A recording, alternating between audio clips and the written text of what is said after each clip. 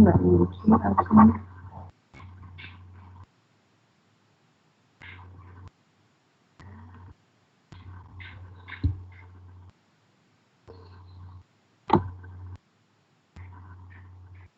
Assalamualaikum.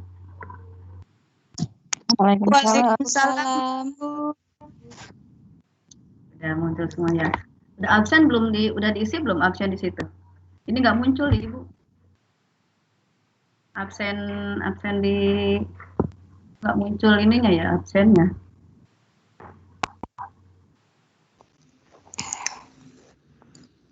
Sudah pada absen belum? Ngisi secara langsung ini nggak belum muncul.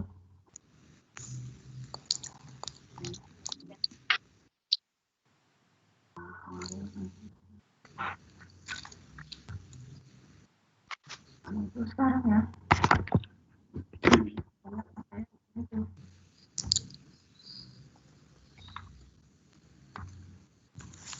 Kemarin muncul, bagus kan nggak muncul.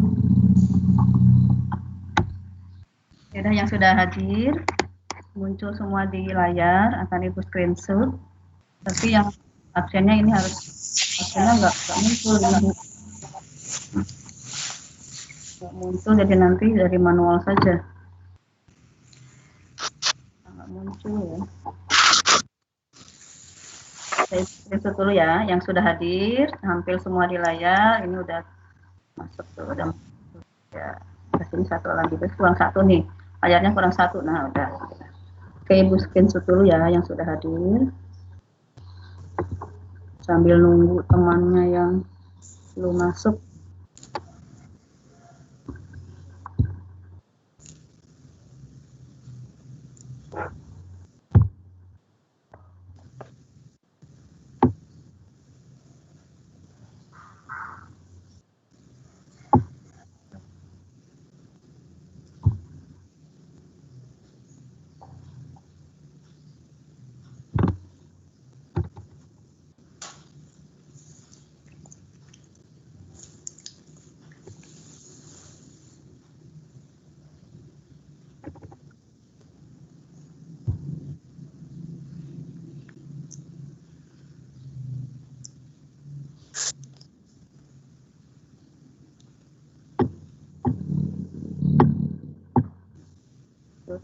Coba Ibu ini di HP apa di laptop itu muncul nggak absennya?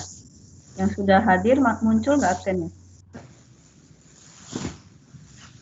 Ya. Muncul. Ada.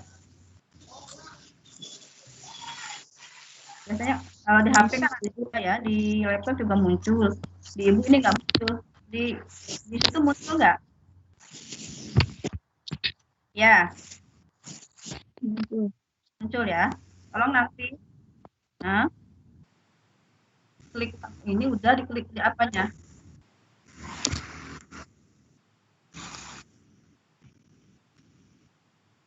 Udah. Nah, berulang lagi ya.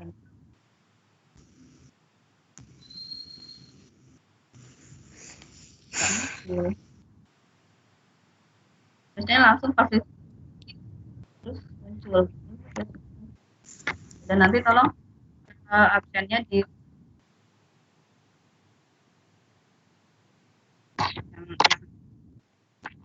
ya, sekarang Ibu absen dulu secara manual. Tanggal 1 bulan 5 ini harusnya katanya Bu, hari ini libur enggak, tanggal merah kita mengenal tanggal merah ya. Tetap masuk. Oke.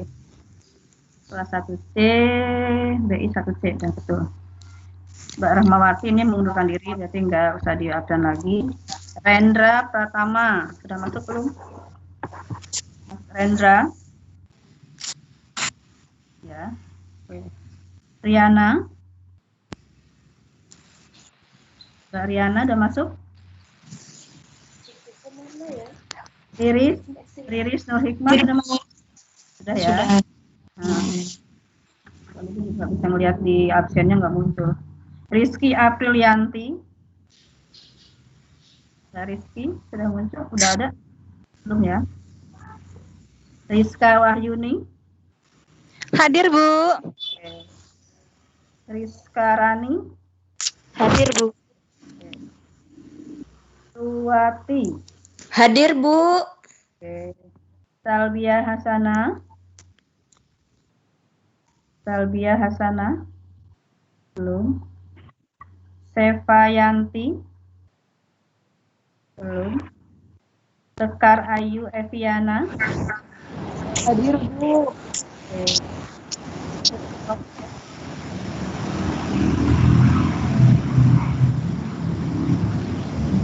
Elvina. Ella. Hadir, Bu. Oke. Sri Wahyuningsi. Hadir, Bu. Oke. Sulistya Ningsi. Sulis. Belum. Tika Yuli Lestari. Belum. Ini Nurjana. Hadir, Bu. Valentina. Sulis hadir, Bu. Siapa tulis? Tulis Yanti ya. Hadir, Bu. Nanti Ibu ulang lagi. Valentina. Hadir, Bu. Winando Yolanda. Yolanda. Bangyu. Hadir, Bu. Oke. Yang punya absen nanti ulang lagi. Setioko, Bu. Siapa? Setioko. Hadir. Setioko. Ya, oke. Bu, Rizka Aprilianti, Bu. Hadir. Rizka Aprilianti. Rizky Aprilianti ya. Ya, Bu. Belum Oke. dipanggil. Dan Windowati. Hadir, Bu. Yeni Susanti. Mbak Yeni. Enggak, belum ada. Yulika Arma. Hadir. Oke. Yuni Triana Dewi. Hadir, Bu. Oke. Ihwanuddin Amri. Oh, Oke. Kurniadi Pratama. Hadir, Bu. Mbak Yeni belum ya. Lagi yang belum. Mas Rendra Pratama sudah masuk. Yeni Susanti hadir, Bu. Ya, Mbak Riana. Belum ya. Siapa Hadir, tadi? Bu. Hadir. Riana masuk ya, Mbak Riana ya. Oke. Yeni Ya. Susanti hadir, Bu. Hah? Yeni. Iya, Bu, hadir. Oke, Yeni Susanti. Oke. Nah, terus yang belum terpanggil Mbak Salbia Hasana. Sevayanti. Hadir, Bu. Oke. Sevayanti hadir, Bu. Oke. Hadir. Tika. Tika.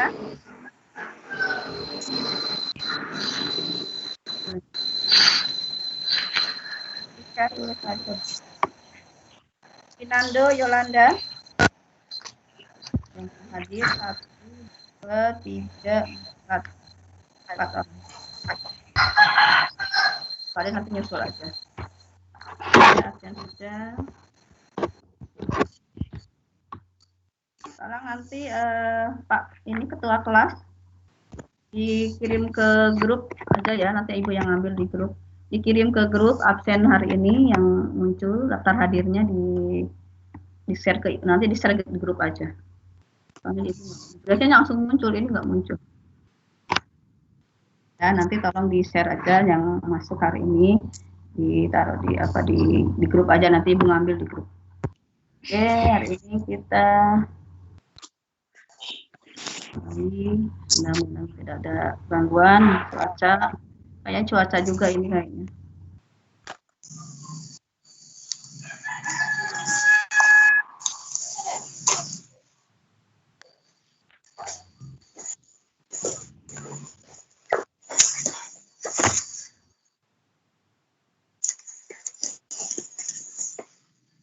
Apakah PPT Ibu sudah muncul? Sudah, Bu. sudah, Bu. Ya, oke. Kelihatan. Kan ya. Oke, jadi Bismillahirrahmanirrahim. Assalamualaikum warahmatullahi wabarakatuh. Waalaikumsalam warahmatullahi Warahmatullahi wabarakatuh. wabarakatuh. Alhamdulillahirabbil alamin wassalatu wassalamu ala asyrofil anbiya'i wal mursalin wa ala alihi wa sahbihi ajma'in. Amma ba'du. Pertama-tama marilah kita panjatkan puji syukur kehadirat Allah Subhanahu wa taala karena pada pagi ini kita dapat menjalankan salah satu tugas kita, yaitu menuntut ilmu ya di masa depan kita ya. Kalau serta salam marilah kita sanjungkan pada junjungan kita Nabi besar Muhammad sallallahu alaihi wasallam yang kita nantikan syafaatnya di yaumul qiyamah. Amin ya rabbal alamin. Hari ini tutorial webinar ketiga ya. Kita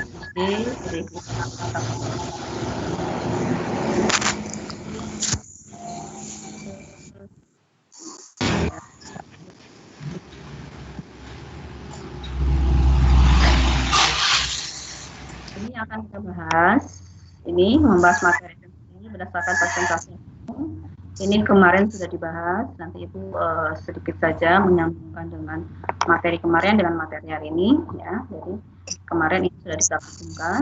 Kemudian hari ini bimbingan praktikum TOEIC 3-nya itu tentang modul kedua, ekosistem percobaan 1 ekosistem darat, dan yang KP2 itu pencemaran lingkungan.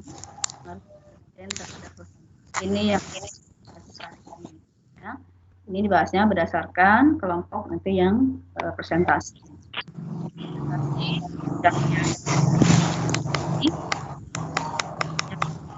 Kemarin belum presentasi, hari ini harus presentasi.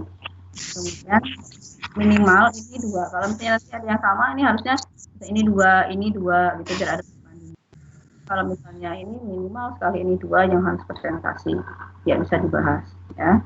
Kemudian yang kalau nanti misalnya ada yang belum presentasi tiga kelompok belum presentasi hari ini, boleh yang ketiganya boleh memilih yang mana saja, nanti biar ada perbandingan. Jadi 3 bisa presentasi. Kemudian berikutnya ini yang akan dibahas, ini yang dibahas oleh yang presentasi ya. Kemudian bahas hari ini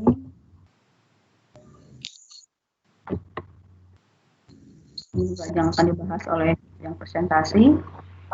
Nanti Ibu cuma mengulas saja. Ini akan dibahas oleh yang presentasi.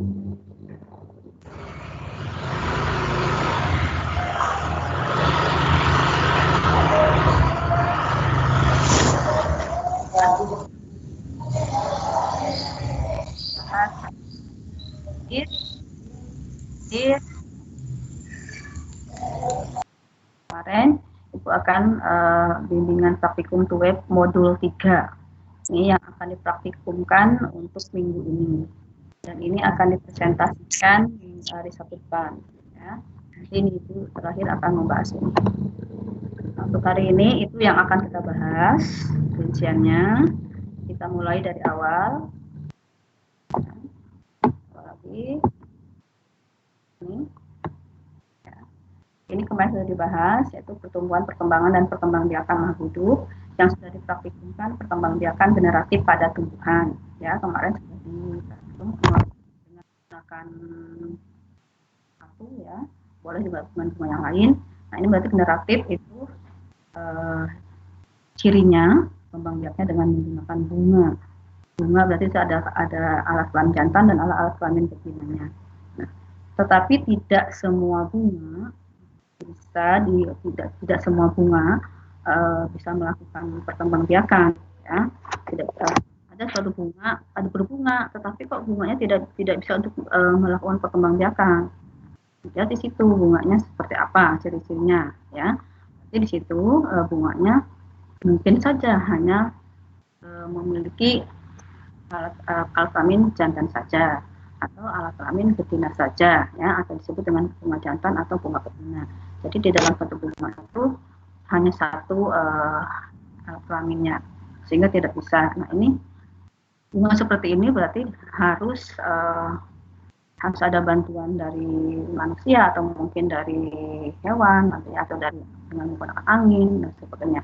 Dan dalam jumlah biasanya jumlahnya yang cukup banyak. Kalau hanya satu, misalnya ada hanya satu pohon, ya kelaminnya hanya bunga itu bunga betina saja, jelas tidak bisa untuk melakukan perkembangbiakan. Ya. Nah itu, jadi ciri utama untuk generatif itu terjadinya fertilisasi antara sel kelamin jantan dengan sel kelamin betina.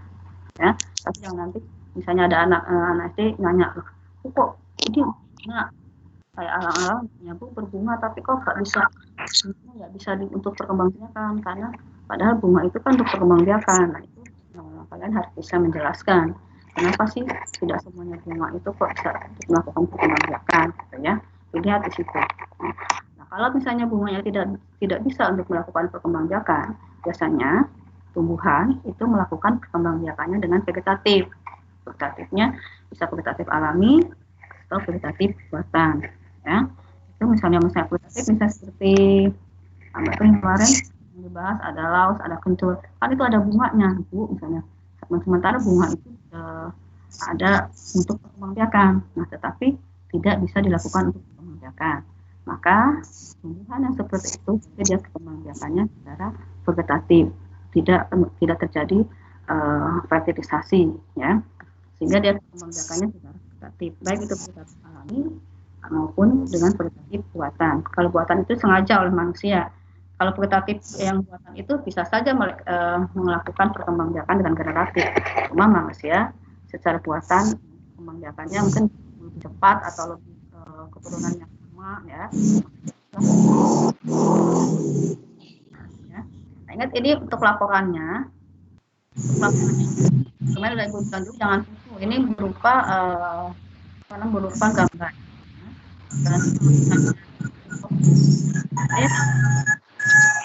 sayang, kalau yang kemarin udah Bu, saya berupa foto mau diganti, mau berupa gambar, ya diganti silahkan, daripada nanti nilainya nggak ada gitu. Kalau berupa foto untuk yang hasil pengamatan, dan hasil pengamatan itu nilainya 30, hasil pengamatan yang berupa gambar, ya digambar manual, ya digambar sendiri gitu. Kalau dokumentasinya baru menggunakan foto kalau dokumentasinya. Tapi untuk hasil pengamatan, seperti hasil pengamatan kita, berarti kita melakukan pengamatan dengan menggunakan alat gambar. Ya. Jadi perkembangbiakan yang kemarin bunga dengan vegetatif alami itu hasil pengamatannya berupa gambar sendiri ya, bukan foto. Nah, itu kemarin soalnya ada yang sudah ngirim kata, terus saya mau ganti karena kemarin foto bukan gambar. Oh, ya udah silakan diganti boleh. Ini sudah ya, nyamuk ini sudah dibahas dan ini juga laporannya sudah dikirimkan ya. Jadi untuk yang dikirim minggu ini berarti cuma modul 1 saja. Ya, modul 1 itu ya modul 1 ya, nanti ada yang sudah sampai modul 2 ya nggak apa-apa, tapi yang harus dikirimkan untuk minggu ketiga itu tentang makhluk hidup, jadi ciri-ciri makhluk hidup, jadi yang gerak pada tumbuhan, simbiosis, dan pertumbuhan dan perkembangan pada makhluk hidup. Jadi ini sudah dikirim ke Ibu. Ya, kalau banyak masalah LMS ya udah sementara pakai WA Ibu dulu. Nanti Ibu, kalau nanti akan Ibu buatkan kelas ya. Kalau misalnya LMS-nya tetap tidak bisa, nanti Ibu buatkan kelas gitu ya. Kalau misalnya tidak bisa lagi masuk lagi. Ini karena banyak kendala ya. Ibu juga mau kok susah gitu, kadang seperti itu semua tutor ternyata sama gitu, belum ada nggak lancar gitu, kadang bisa kadang enggak. Dan nggak apa-apa, ini yang modul 1 silahkan kirim ke Ibu, ke WA Ibu dulu, terus biar nggak ini jangan foto, artinya dibuat PDF dulu biar nanti Ibu masuknya gampang gitu ya. Jadikan satu file aja nggak apa-apa, dari satu file aja semua, nanti kirimnya jadi satu, nanti Ibu lihat di situ udah ada 3 atau mungkin 2 prakteknya. Oke, itu mungkin pengantar dari Ibu. Kalau yang sudah ngirim udah banyak yang ngirimin, tapi Ibu belum Ibu cek satu-satu ya, karena Ibu barusan pada ngirim hari ini juga ada yang ngirim semalam juga ada, jadi belum Ibu cek siapa yang belum Ibu cek. Ini yang akan kita bahas hari ini. Yang mau presentasi silakan siap-siap. Yang mau presentasi, Ibu nanti ini sambung lagi. Ya, silakan yang mau presentasi kelompok berapa? Mau presentasi Kelompok apa? 5, Bu. Kelompok Oke, 3, Bu. Silakan. Kelompok 5, Bu. 5, 3, dan Ya, siap. Ibu. Ya, cuma dua-dua. Bu. Oke. Bu Nur. Tika tadi belum di absen. Oh ya. Siapa? Rayuli Lestari.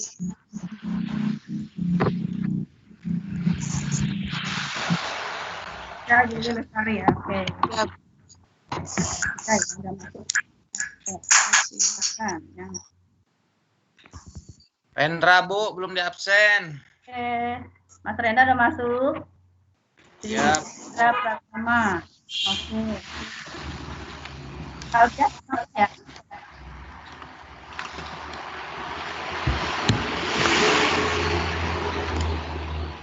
Ya, ini sudah muncul. Ya, sudah muncul kelompok 2, Mbak Seta, Mbak Yeni, Mas Rendra, dan Finando. Mbak Finando udah ada kabar belumnya ini ya? Belum ke absen terus sama Ibu ya? Kabar. Ya, silakan. Akan Ibu screenshot dulu ya. Nah,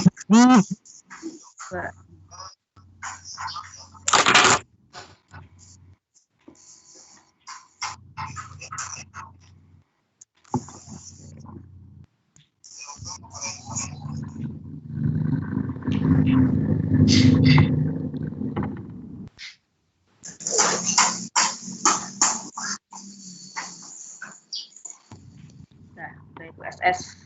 Silakan.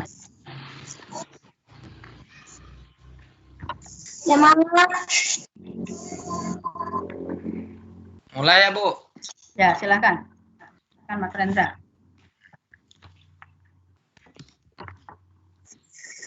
Baiklah. Bismillahirrahmanirrahim. Assalamualaikum warahmatullahi wabarakatuh. Waalaikumsalam warahmatullahi wabarakatuh. Yang saya hormati Ibu Nur Hayati selaku dosen dan kawan-kawan yang saya banggakan.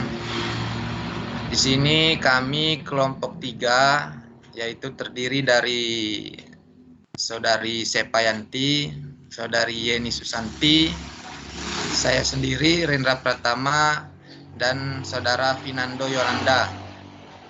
Ingin menyampaikan hasil pekerjaan kami, yaitu yang berjudul Makhluk Hidup dan Lingkungan. Untuk yang pertama akan disampaikan dan dibacakan oleh Saudari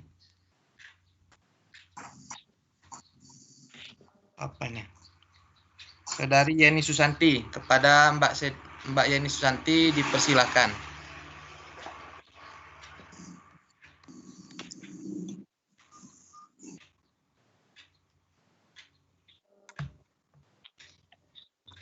Mbak Yeni. Ya.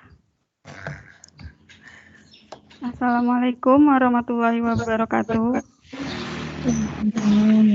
Waalaikumsalam warahmatullahi wabarakatuh.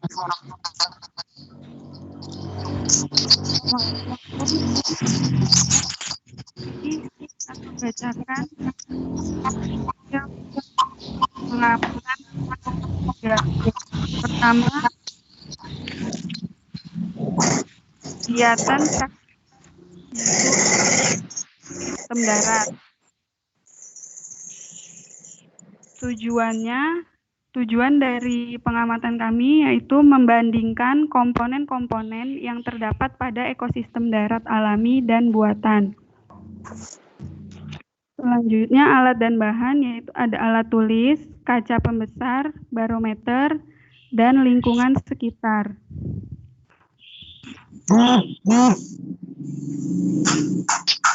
Landasan teori. Semua organisme yang hidup di alam harus berinteraksi baik dengan lingkungannya. Organisme hidup dalam sebuah sistem yang ditopang oleh berbagai komponen yang saling berhubungan dan saling berpengaruh baik secara langsung maupun tidak langsung. Ekosistem merupakan hubungan timbal balik antara komponen biotik dengan komponen abiotik. Komponen biotik terdiri dari makhluk hidup yang hidup di ekosistem tersebut, sedangkan komponen abiotik meliputi udara, air, dan tanah. Ekosistem juga dibagi menjadi dua, yaitu ekosistem alami dan buatan. Selanjutnya, prosedur percobaan. Pertama, menentukan ekosistem darat alami di sekitar tempat tinggal. Yang kedua, mengamati komponen abiotik meliputi suhu udara, pencahayaan, angin, dan jenis atau warna tanah. Yang ketiga, menggunakan barometer untuk mengetahui suhu udara. Untuk mengetahui keadaan pencahayaan, angin, atau tanah menggunakan perkiraan saja. Yang keempat, mencatat data pada tabel lembar kerja. Yang kelima, mengamati komponen biotik meliputi makhluk hidup yang ada di sekitar.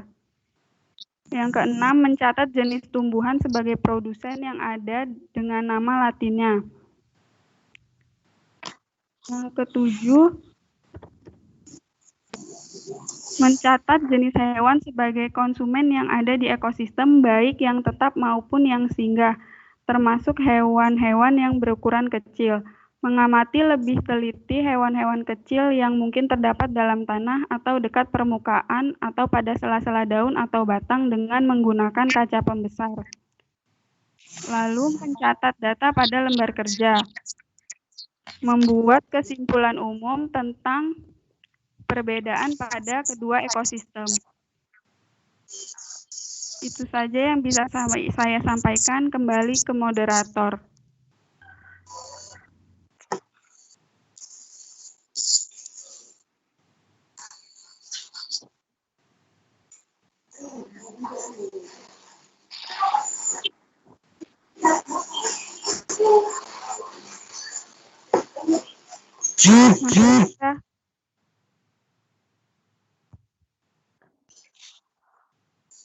Halo?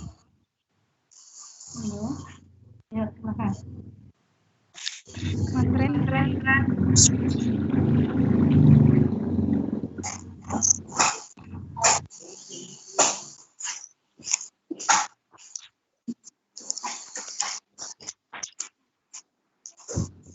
Selanjutnya akan dibacakan oleh Mbak Sevayanti. Wah, Baik. Mas, Iya. Lanjut ya, Mas Ren. Ya, tadi Mas mic-nya lupa dihidupin. Ngomong-ngomong sendiri saya. Oh, gitu. Ya, Mas Rendra. Baik, terima kasih moderator dan teman-teman sekalian. Dan tentunya tutor yang saya hormati. Selanjutnya, hasil pengamatan. Di sini ada tabel komponen abiotik ekosistem darat alami, di antaranya komponen abiotik, suhu, cahaya, angin, tanah, dan air. Kemudian suhu, keadaan atau kondisi atau keadaannya 20 derajat Celcius, kemudian cahaya, keadaannya cukup, angin, kondisinya semilir, kemudian tanah, subur, dan air sangat cukup. Kemudian komponen biotik ekosistem alami. Jenis tumbuhannya ada rumput, kemudian pohon sengon, pegagan, ilalang, dan pohon jati. Jenis hewan ada semut, kemudian belalang, katak, dan burung. Terus pengurai, ada jamur, bakteri lagi, kemudian cacing. Kemudian tabel berikutnya, tabel komponen abiotik ekosistem darat buatan. Ya, bisa dibaca sendiri di sini teman-teman semua. Ada 5 seperti yang di atas tadi: angin, tanah, air, cahaya, kemudian suhu. Di mana anginnya semilir, kemudian tanahnya kondisinya kering, kemudian airnya mengalirnya sedikit, kemudian cahayanya sangat cukup, dan suhunya 27 derajat Celcius. Kemudian ada, kalau tadi tabel komponen abiotik, di bawahnya komponen biotik ekosistem darat buatan. Ada 5 juga jenis tumbuhannya. Ada jenis tumbuhan, kemudian jenis hewan, dan pengurai. Jenis tumbuhannya ada padi, pohon mangga, pohon pepaya, rumput teki, dan pohon jambu. Kemudian di sini jenis hewannya tikus, burung, ulat, belalang, dan semut. Kemudian pengurainya jamur, bakteri, kemudian bakteri, dan cacing tanah. Sekian, saya kembalikan ke moderator.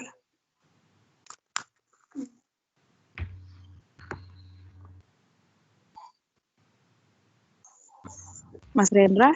Ya, terima kasih pada Mbak Sepa Yanti. Selanjutnya, saya sendiri akan membacakan pertanyaan G. Pertanyaan-pertanyaan menurut pendapat Anda ekosistem manakah yang mempunyai jenis komponen biotik lebih banyak? Jelaskan secara singkat. Komponen biotik pada ekosistem darat alami lebih banyak dibandingkan dengan ekosistem darat buatan. Karena ekosistem darat alami jumlah populasi dan jenis makhluk hidupnya tidak dikendalikan oleh manusia.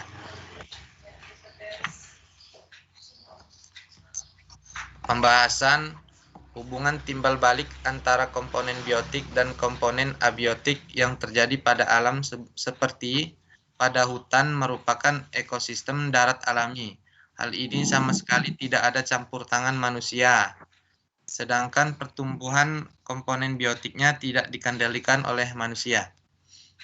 Hubungan timbal balik antar komponen biotik dan komponen abiotik yang terjadi di sawah merupakan ekosistem buatan, di mana di situ terdapat unsur campur tangan manusia, di antaranya adalah dalam menentukan jenis komponen biotik dan jumlah populasi komponen biotiknya.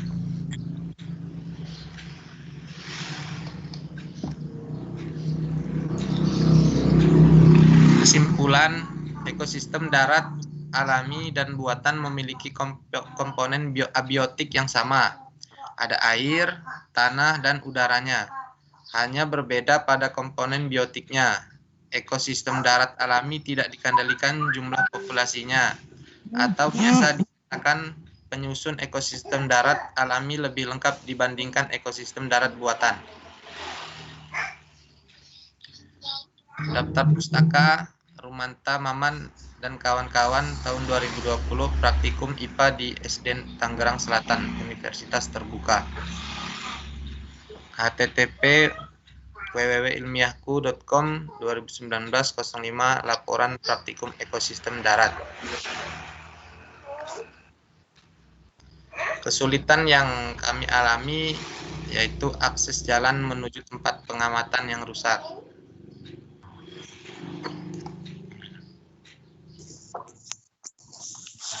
Demikian itu yang dapat kami sampaikan kepada kawan-kawan. Apabila ada yang ingin dipertanyakan, kami persilakan.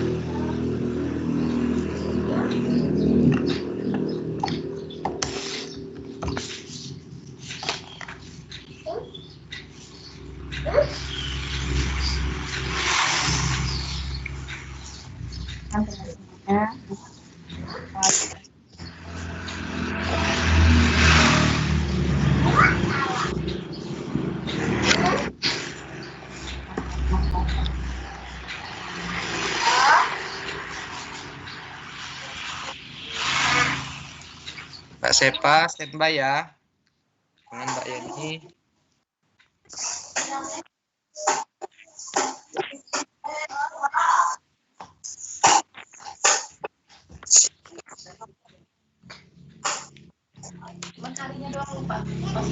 Itunya tinggal. Udah ada tanggalnya. Itunya juga Pak sini. Nah, Udah ya? ya. Ayo, kita pulang. Makasih ya, Pak. Ya. Cuma nulis hari doang katanya. Nggak bawa HP tadi. Tahun 2021. Untuk kawan-kawan yang sekiranya ada yang kurang jelas, silakan dipertanyakan.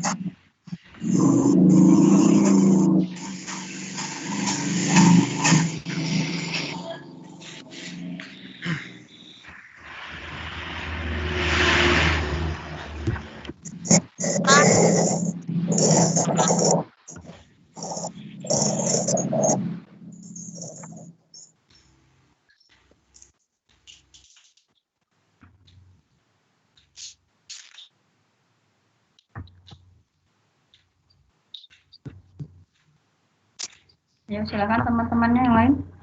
Dua pertanyaan dulu saja. Iya Bu, saya Bu uangnya besok ya. Ya, silakan ke moderator.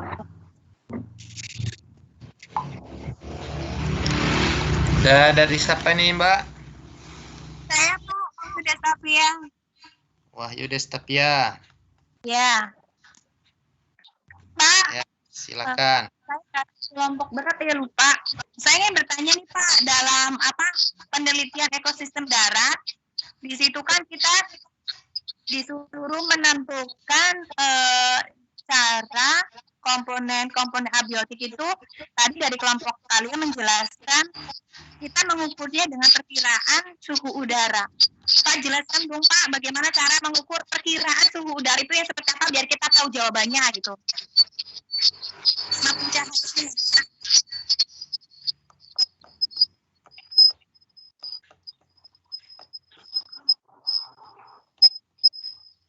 Halo. Ya, halo, Mbak. Iya. Bisa diulangi nggak? Jangan cepet-cepet. Oh, cepet ya. Maaf. Tangannya nggak keuber ini. Pak, saya di sini ya. Tadi kan di kelompok Bapak kan menjelaskan ekosistem darat. Nah, di situ di dalam mengamati komponen-komponen abiotik itu kan meliputi seperti suhu udara, kayak pencahayaan. Nah, di kelompoknya Bapak itu menjelaskannya dengan mengukurnya dengan perkiraan. Itu seperti apa sih Pak? Tolong jelaskan. Tadi saya sebenarnya kurang paham saya.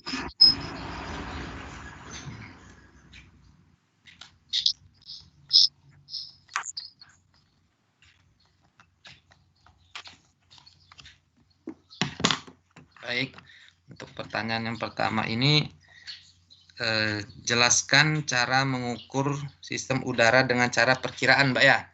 Iya Pak.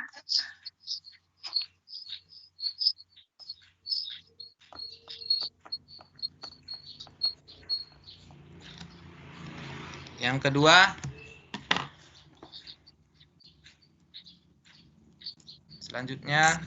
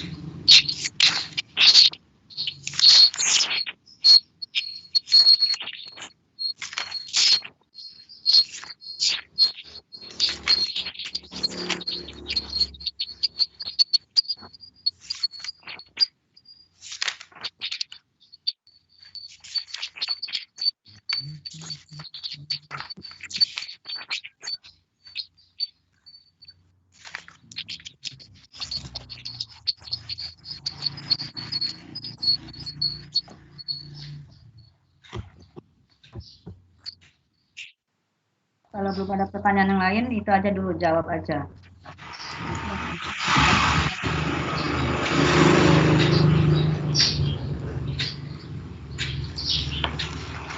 Untuk kawan-kawan kelompok 3, kira-kira sudah ada jawabannya belum?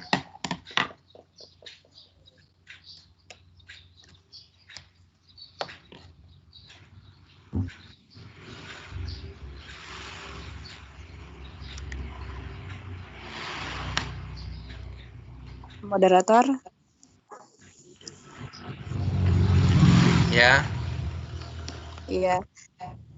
Tadi saya coba menjawab pertanyaan dari Mbak Mbak Wangyu ya. Wahyu Tapia. Ya, Mbak Wangyu Sapia yang dipertanyakan tadi.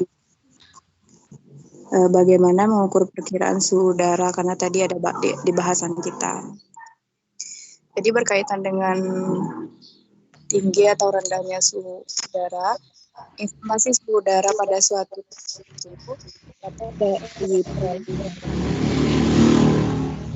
pengamatan cuaca, misalnya menggunakan alat ukur seperti termometer.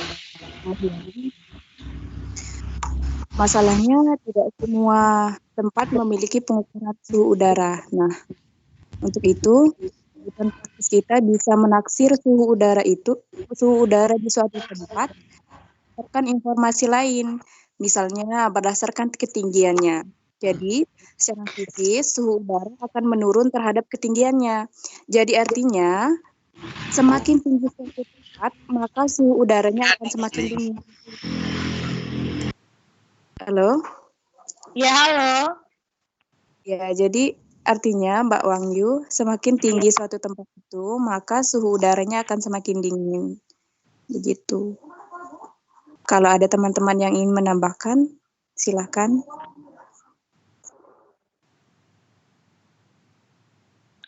Mbak, kalau pencahayaan juga kita menggunakan perkiraan ya. Berarti kalau pencahayaan itu kita dilihat dari apa ya Mbak, biar kita, karena perkiraan kan menggunakan perkiraan, jadi kita melihat apa?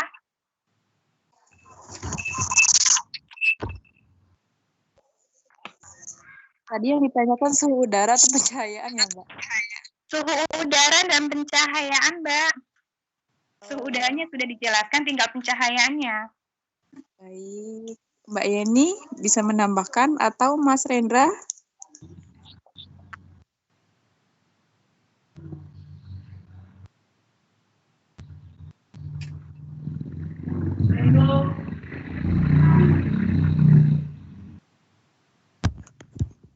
Assalamualaikum.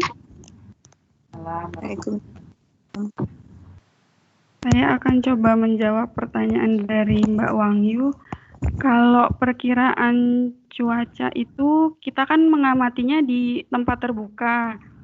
Jadi dari situ ya udah kelihatan gitu kalau cahaya yang masuk itu cukup gitu.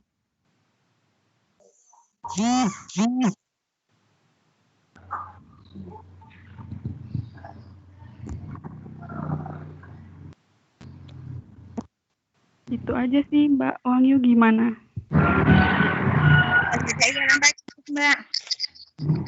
Gimana Mbak Wahyu? Iya Pak, cukup Pak. Cukup. Ya. Terima kasih Mbak Wahyu atas pertanyaannya. Untuk selanjutnya, kira-kira masih ada pertanyaan apa enggak ini buat kawan-kawan?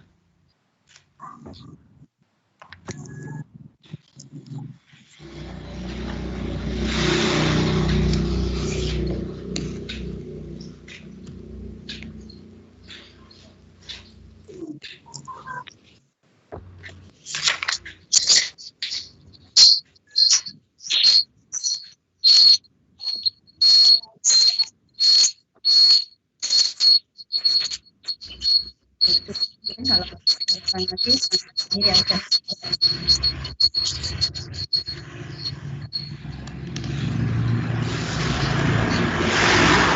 Kayaknya udah nggak ada lagi nih Bu. Ya, terus aja. Diakhiri aja, nanti biar ini lagi. Oke. Baik, kawan-kawan, terima kasih kepada kawan-kawan yang sudah rela mendengarkan. Kepada tim, kepada kawan-kawan kelompok 3, ada Mbak Sepa dan Mbak Yeni dan Mas Pindo. Terima kasih atas kerjasamanya. Untuk selanjutnya kita akhiri saja presentasi ini dengan mengucap lafaz alhamdulillah. Alhamdulillahirrahmanirrahim. Saya sebagai moderator mohon maaf apabila ada kesalahan. Saya akhiri. Wassalamualaikum warahmatullahi wabarakatuh. Waalaikumsalam warahmatullahi wabarakatuh. Silahkan ya sedang menyampaikan tadi modul 2 untuk apa tadi praktikum sistem darat ya. Oke. Ya. Darat. Sistem darat tadi kelompok 3 di ininya ekosistem darat alaminya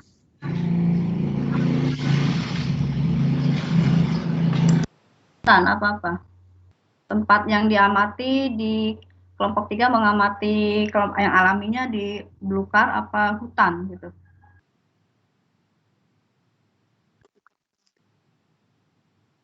Belukar ya.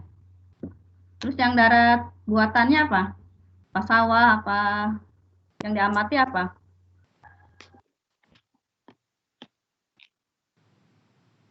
Ya, nanti di yang kelompok lain juga nanti tentukan yang darat alaminya itu yang diamati misalnya hutan, nanti dicantumkan di laporannya.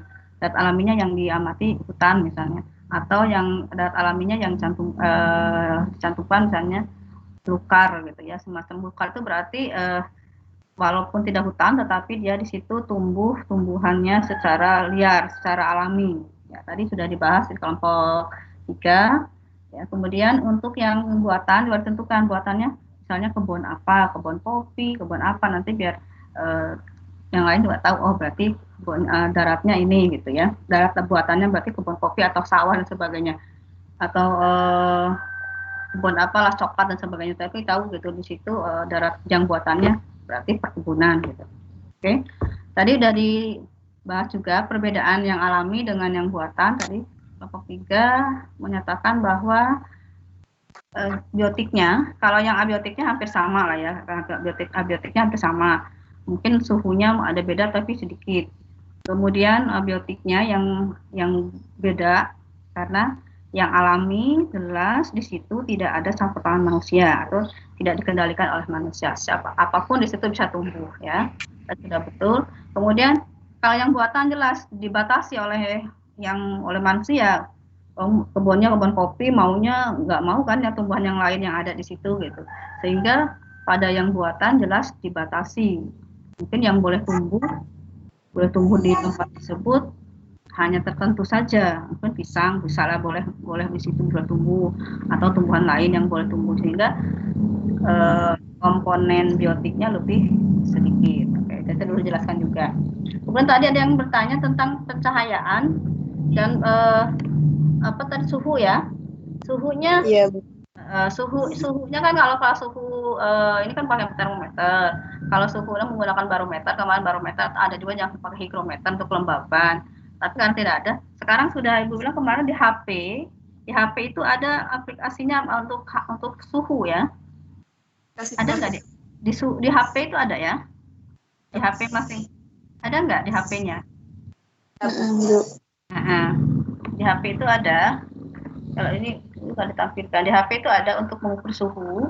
Sekarang ini sudah ada mengukur suhu di HP itu sudah ada. Kalau alatnya higrometer, kelembapan menggunakan higrometer. Tapi kan tidak ada alatnya. Tadi kira-kira misalnya pencahayaan tadi ya ada redup, terang, panas gitu ya. Nah itu kira-kira. Tapi kalau alatnya ada higrometer itu dan barometer misalnya untuk mengukur ruangan. Tapi kalau suhu ini di HP itu ada mengukur suhu, aplikasinya di HP ada ya. Tapi kalau yang ini silahkan dicari lagi suhunya berapa. Yang di HP ada dipakai aplikasi. Kalau suhu nggak tahu suhu berapa. Ada.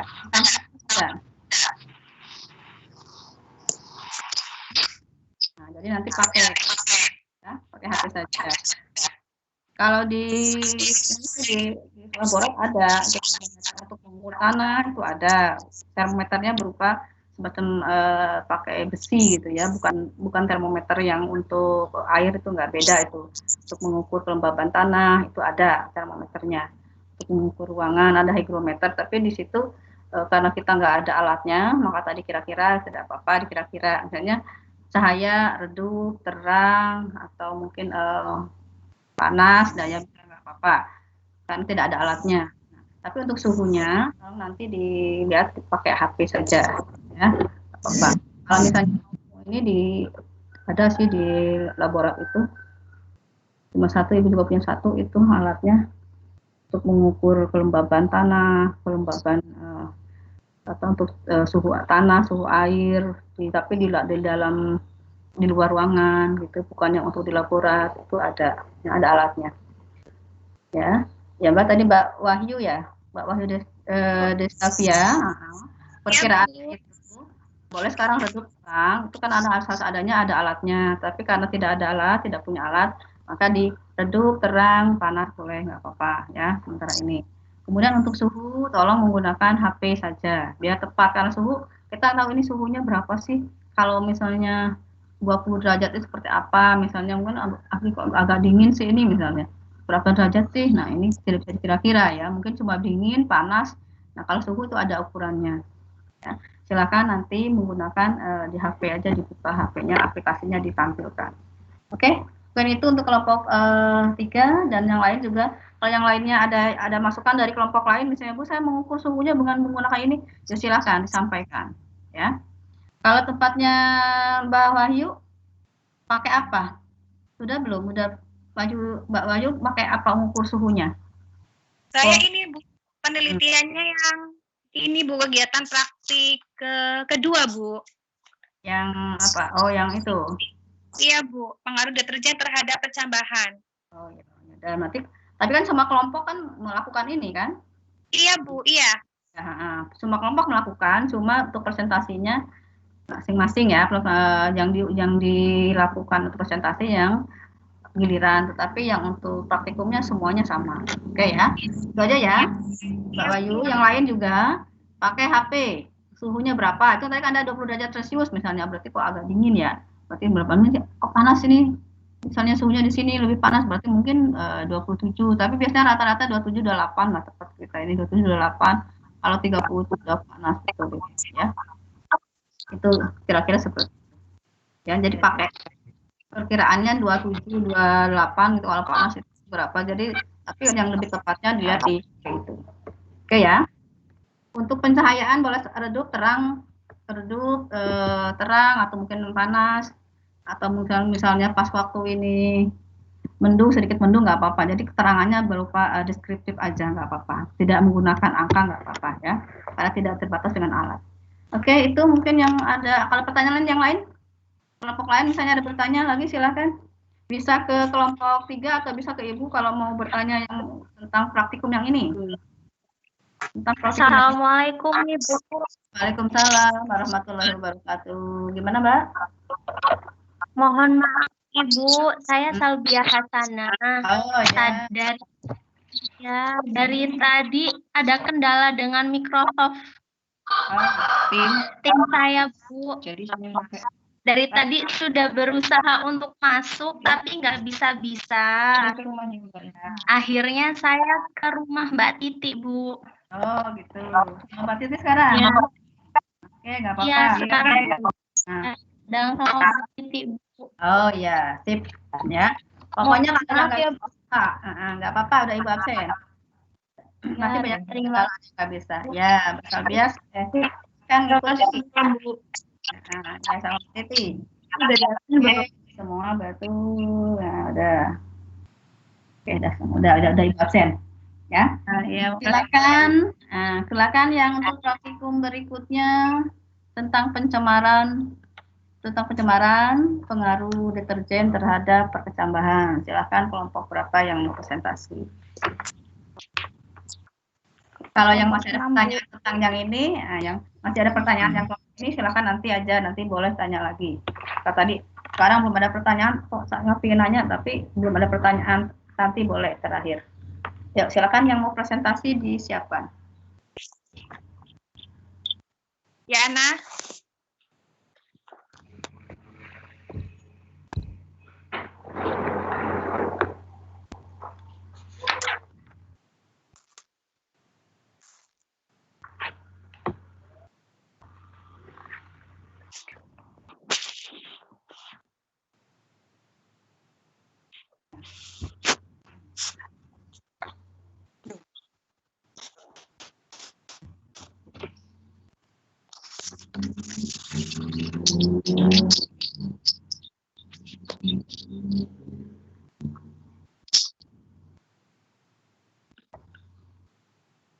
Nah, ini Ibu screenshot dulu ya. Biarkan dulu Ibu screenshot dulu.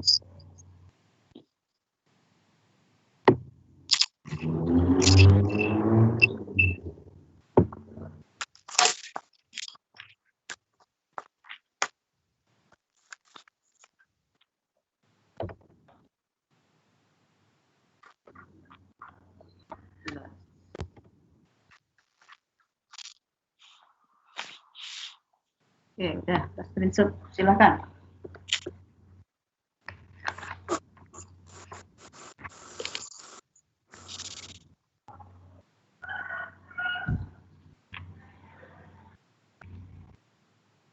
Mana ini Bu moderator?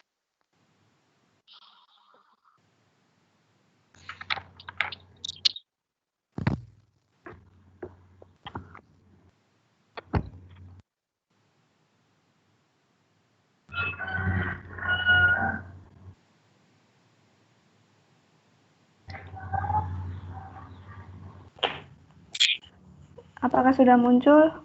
Sudah. Sudah, Mbak. Sudah ya? Oh ya. Baik, saya mulai saja untuk presentasi dari kelompok 6 tentang pengaruh deterjen terhadap perkecambahan. Untuk nama dari kelompok kami yang pertama Riris Nur Hikmah, kedua Sela Agustina, Wahyu Destavia, saya sendiri Valentina Mariana Adiwianti, dan Ibu Sri Wahyuningsi. Untuk materi yang pertama akan disampaikan oleh Mbak Sela Agustina. Untuk Mbak Sela Agustina dipersilahkan. Ya, terima kasih Mbak Valentina. Baiklah, saya akan langsung masuk ke materi. Di sini kita masuk ke tujuan percobaan, yaitu untuk mengamati pengaruh deterjen terhadap perkecambahan kacang hijau. Next. Pertama, kita sediakan alat dan bahannya, yaitu ada neraca analitik. Di sini kami mengganti dengan timbangan weh. Kemudian ada gelas kimia 600 ml, 10 buah. Yang ketiga kertas saring. Yang keempat kertas timah atau aluminium foil. Yang kelima mistar dengan skala milimeter 1 buah. Yang keenam kertas untuk label secukupnya.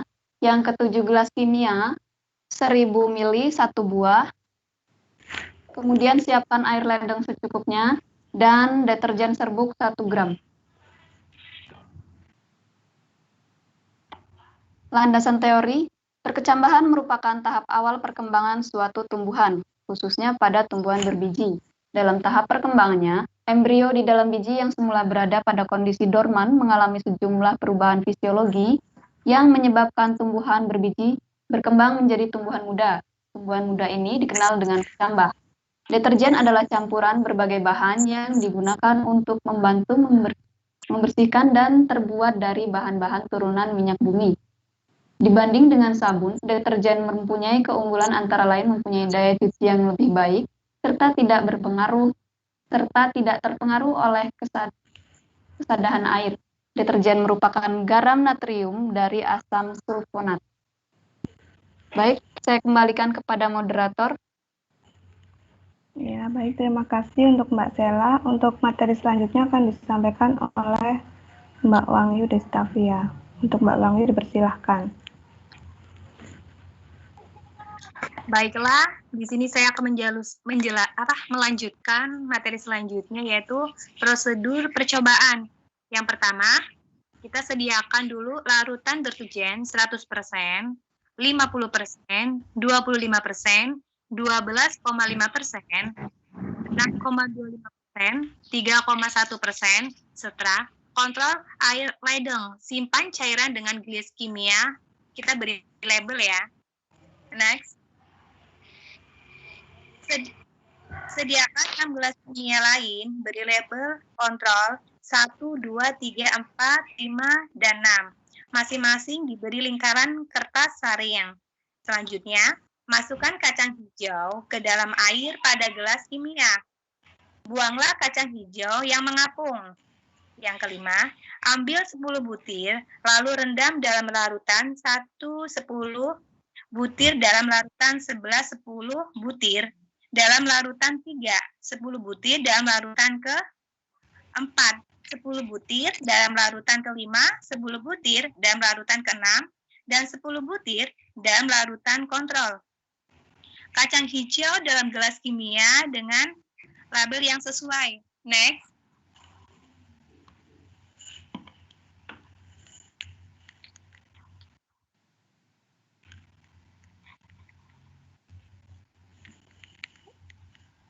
Pak Wahyu? Iya, ini Ya, udah. Mbak ya. Udah ini. Tidak muncul. Tidak muncul ya?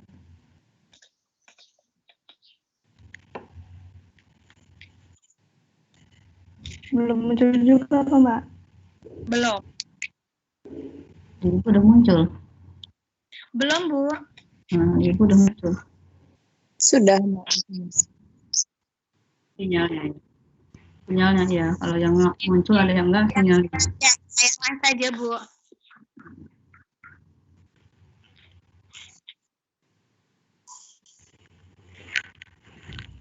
Mbak Yana, tolong balikan ke yang udah.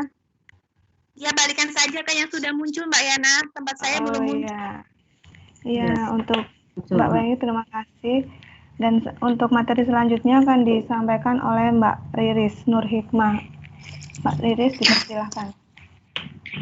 Baik, terima kasih untuk Mbak Yana. Selanjutnya saya akan melanjutkan presentasi dari kelompok kami, yaitu yang ke-7, isilah gelas kimia yang telah diisi kacang hijau dengan larutan berlabel sama. Yang ke-8, tutup kelima gelas dengan kertas timah sehingga tidak ada cahaya masuk. Ke-9, lakukan pengamatan setelah 24 jam dan 48 jam. Ukur panjang akar dengan mistar. Kacang hijau yang tidak tumbuh akar dianggap memiliki panjang akar 0 mm. Yang ke-10, buatlah grafik rata-rata pertumbuhan kecambah per konsentrasi setelah 24 jam dan 48 jam. Selanjutnya, baik, di sini bisa dilihat ya masing-masing untuk hasil pengamatan, yaitu pengaruh deterjen terhadap perkecambahan untuk konsentrasi larutan deterjen hari ke-1 atau 24 jam. Di sini untuk tanaman yang pertama, untuk 100%-nya yaitu sepanjang 3 mm, untuk 50%-nya 3, 25%-nya 4 mm, untuk larutan 12,5%-nya itu 6 mm, larutan 6,25%-nya 3 mm, lalu untuk yang larutan 3,1%-nya sepanjang 4 mm, dan yang kontrol adalah 0 atau belum tumbuh. Itu bisa dilihat di masing-masing layar supaya nggak kelamaan. Oke, next Mbak. Oke, untuk yang konsentrasi larutan deterjen hari kedua atau yang 48 jam. Untuk gelas yang pertama, untuk larutan deterjen 100% itu panjangnya 4 mm, 50% panjangnya 5 mm, larutan deterjen 25% panjangnya 7 mm, untuk larutan 12,5% 8 mm, larutan 6,25% 4 mm, lalu larutan deterjen 3,1 mm persen itu 6 mm dan kontrol tetap 0. Dan sampai ke gelas yang ke-10 itu untuk yang larutan deterjen 100% itu 0, larutan 50% itu 5 mm, larutan 25% itu 4 mm, 12,5% 5 mm, 6,25% 5 mm, 3,1% 6 mm, dan kontrol sepanjang 8 mm. Sehingga di sini terdapat rata-rata untuk yang konsentrasi larutan deterjen hari kedua, yaitu untuk yang larutan deterjen 100% mendapatkan rata-rata 2,4, yang 50% 4,3, 25% 4,6, yang 12,5% 4,9, 6,25% 4,9, lalu yang 3,1% 5,12, dan yang kontrol mendapatkan 6,3. Next.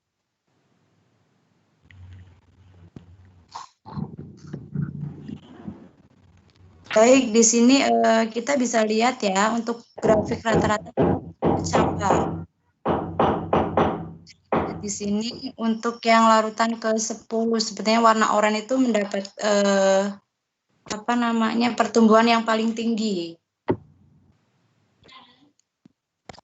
Oke, next Mbak.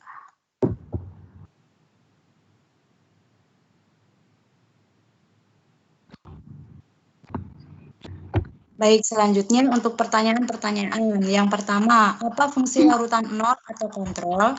Yang kedua, apa kesimpulan Anda bila pada larutan 0 atau kontrol ada kacang hijau yang mati?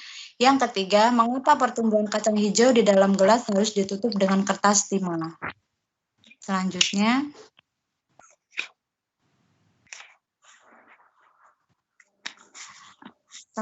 yaitu pembahasan. Yang pertama, fungsi larutan 0 sebagai pembanding dengan konsentrasi larutan deterjen dan sebagai bukti bahwa larutan 0 adalah larutan yang paling baik dalam pertumbuhan karena tidak mengandung deterjen.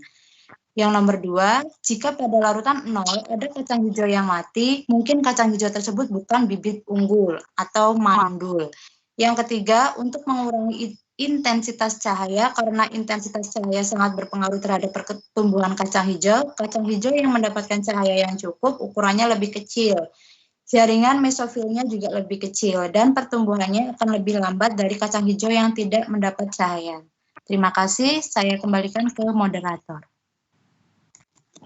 Baik, terima kasih untuk Mbak Riris, dan selanjutnya akan disampaikan oleh Ibu Sri Wahyuningsi. Mbak Sri, dipersilahkan. Baik, terima kasih atas waktunya. Saya akan melanjutkan presentasi dari Mbak Riris yang sekarang tentang kesimpulan. Dari percobaan dapat disimpulkan bahwa kecambah pada kadar konsentrasi tertentu atau rendah masih bisa mengalami pertumbuhan walaupun ada hambatan. Tetapi pada konsentrasi tinggi, kecambah tumbuh namun tidak mengalami pertumbuhan dan pada akhirnya akan mati.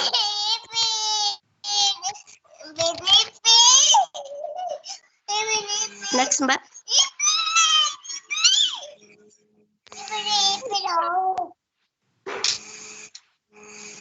Selanjutnya daftar pustaka. Seperti biasa kita mengambil informasi dari Rumah Tamaman tahun 2019 praktikum IPA di SD.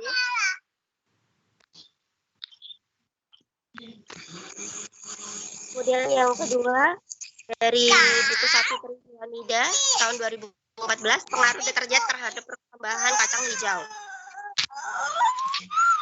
Kemudian kesulitan yang dialami, yang pertama praktikum ini membutuhkan tingkat ketelitian yang cukup tinggi, dan yang kedua harus mencari waktu yang tepat untuk melakukan percobaan ini, terutama bagi kami yang sudah memiliki anak.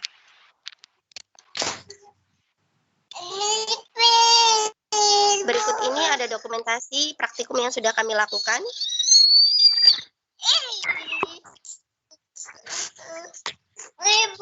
Bisa dilihat di situ ada fotonya.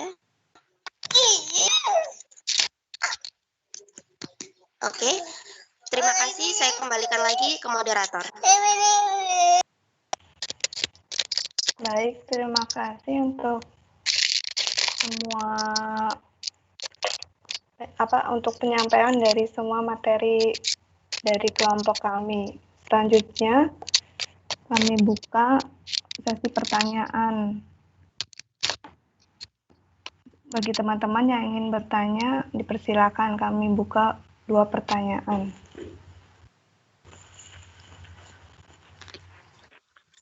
Halo, Assalamualaikum.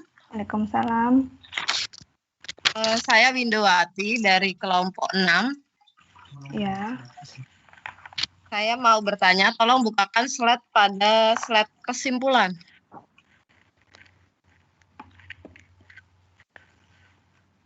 Iya.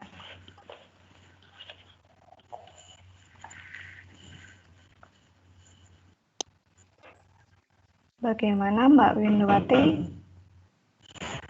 Sambil menunggu slide-nya, di kesimpulan saya tadi mendengar ada apa sih yang menyebabkan konsentrasi yang tinggi, konsentrasi yang tinggi dan yang rendah, kok bisa hasilnya? Nah, dari percobaan dapat disimpulkan bahwa perkecambahan pada konsentrasi tertentu atau rendah masih bisa mengalami pertumbuhan walaupun ada hambatan. Tetapi pada konsentrasi kecambah yang tinggi, kecambahnya tumbuh, namun tidak mengalami perubahan. Pada akhirnya akan mati. Nah, ini mohon penjelasannya kenapa kok bisa hasilnya berbeda. Terima kasih. Iya, baik. Saya ulangi, jadi untuk Mbak Windowati pertanyaannya, kenapa pada konsentrasi kecambah itu mengalami pertumbuhan, gimana Mbak tadi? Konsentrasi yang tinggi, kenapa konsentrasi kecambah tumbuh? Gimana Mbak? Tadi lupa. Bingung ya Mbak? Iya. Kenapa pada konsentrasi tertentu yang rendah masih bisa mengalami pertumbuhan walaupun ada hambatan, tetapi kalau konsentrasinya tinggi malah tidak dapat bertumbuh, malah mati gitu Mbak. Apa lo yang membedakan, apa yang menyebabkan kenapa kok hasilnya berbeda? Berbeda, iya. Jadi untuk perbedaan pertumbuhannya gitu ya Mbak. Apa yang menyebabkan dari perbedaan tersebut? Iya, apa yang mempengaruhinya? Terima kasih. Iya, sama. Untuk selanjutnya,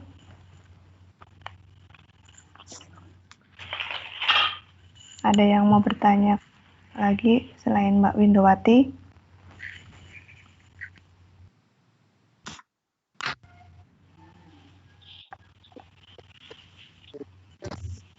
Saya Mbak.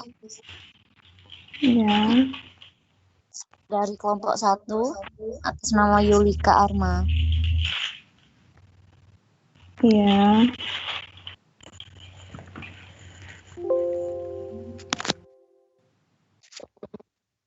Nah, tadi saya mendengar juga bahwasanya yang sudah dipaparkan di slide, bahwasanya untuk cahaya ya, jadi pertumbuhan yang terkena cahaya lebih banyak, itu akan pertumbuhannya akan lebih mengecil gitu ya? Atau mana slide-nya coba? Yang di atas tadi. Lambat, Bu.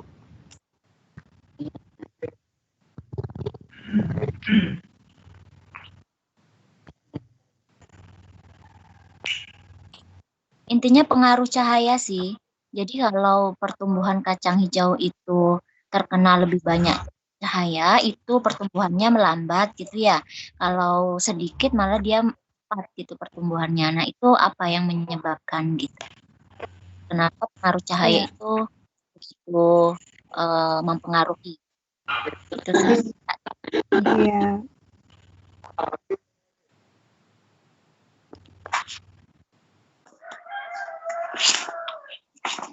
Jadi pertanyaannya itu yang dimaksud apa pengaruh cahaya dalam pertumbuhan kecambah kacang hijau gitu ya Mbak? Iya.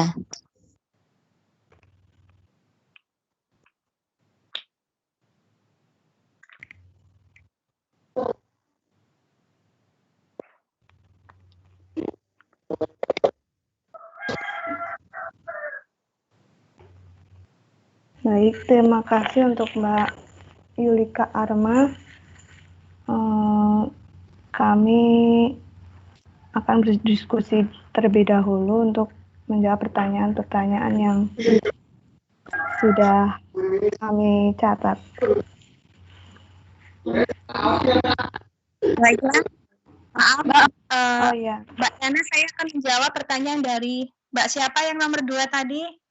Mbak Yulika Arma. Ya, kenapa? Kalau pertumbuhan percambahan, kalau kita di tempatnya terang, tetapi pertumbuhannya itu lambat, tapi kalau kita di tempat gelap, itu pertumbuhannya akan lebih cepat ya Mbak ya? Seperti itu ya, intinya ya? Iya Mbak, lanjut.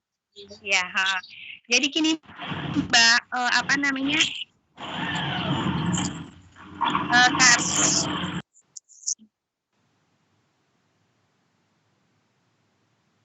Karena pada pertumbuhan pada kaca yang lambat, karena tidak ada cahaya matahari yang terkena, jadi pertumbuhan kacang hijau itu sangat cepat bertumbuhnya. Karena itu termasuk dari faktor cahaya. Karena itu cahaya itu bagi tumbuh-tumbuhan utama itu sebagai energi yang nantinya digunakan oleh untuk proses fotosintesis. Nah, cahaya itu juga berperan sebagai pembentukan klorofil. Akan tetapi cahaya itu dapat sebagai hambat atau inhibitor Mbak pada proses pertumbuhan. Jadi hal ini makanya terjadinya karena cahaya itu dapat memicu difusi atau oksin ke bagian yang tidak dapat terkena cahaya. Bagaimana Mbak?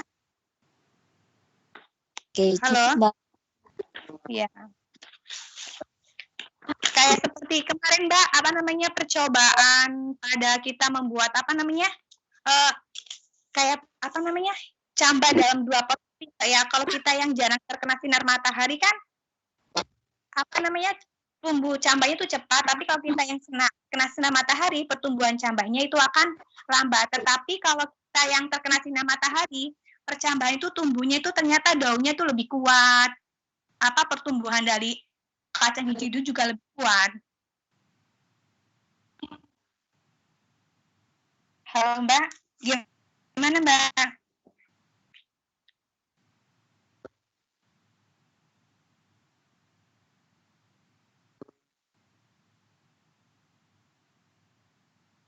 Halo Mbak Yulika Arma, bagaimana? Apakah sudah jelas? Oke, cukup Mbak. Terima kasih ya. Ya, sama-sama. Untuk yang selanjutnya dari pertanyaan Mbak Windowati. Saya mau jawab Mbak Valen. Iya, dipersilakan Mbak Sela. Baiklah, saya akan mencoba menjelaskan bagian kesimpulan ya. Mana ya kesimpulan? Oh ya, kesimpulan.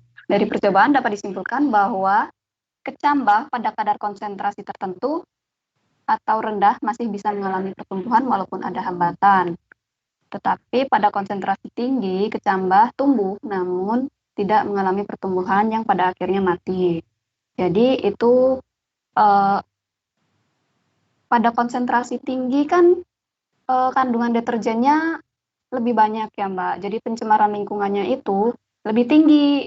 Jadi ternyata pencemaran lingkungan itu menghambat pertumbuhan si kecambah ini. Jadi semakin tinggi konsentrasi deterjen itu semakin menghambat pertumbuhan kecambah. Bagaimana Mbak Windowati? Halo? Ya, halo. Iya, jadi gimana? Iya, Mbak. Iya, Mbak.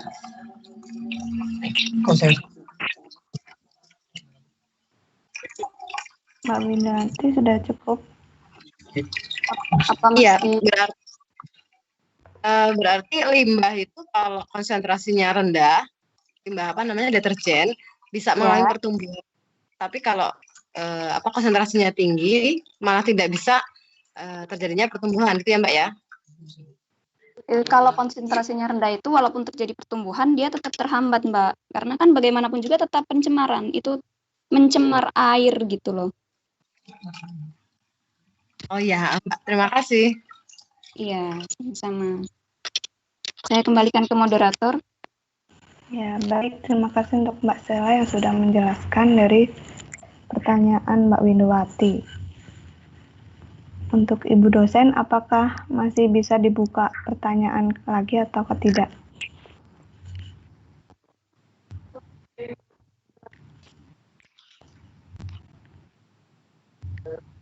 Nggak ada ini. Silakan kalau ada yang bertanya lagi. Iya. Mungkin ini lebih penelitiannya harus lebih teliti kan ya. Silakan yang lain yang mau bertanya tentang tentang praktikum ini boleh. Satu lagi lah boleh. Ya, baik. Bagi teman-teman yang ingin bertanya. Rumah ibunya yang giling, dia suaranya udah pindah sekarang. Pindah lagi. Ibu pindah di depan rumah ibu ada yang giling, suaranya kenceng. Iya, Bu. Paham. Nah, ya. Udah sekarang silakan.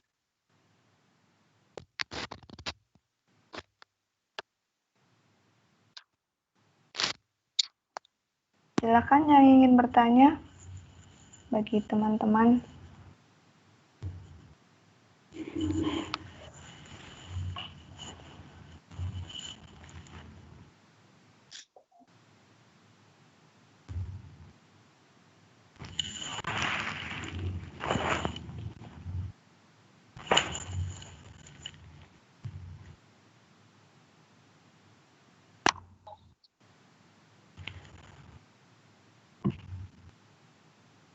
Silakan kalau ada yang mau tanya lagi, boleh satu lagi.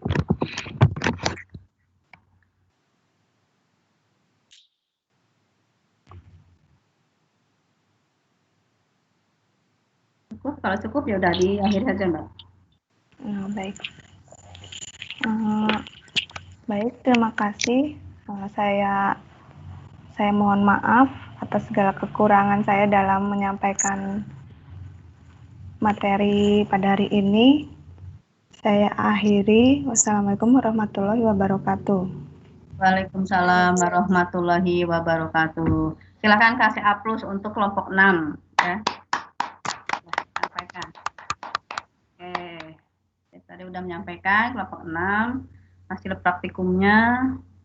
Ini Mbak Riris, Mbak Sela, Mbak Wangyu, Mbak Valentina, dan Mbak Sri Wahyuningsih yang sudah menyampaikan hasil praktikumnya. Tadi pertanyaan-pertanyaannya juga bagus dan bisa dijawab dengan bagus juga.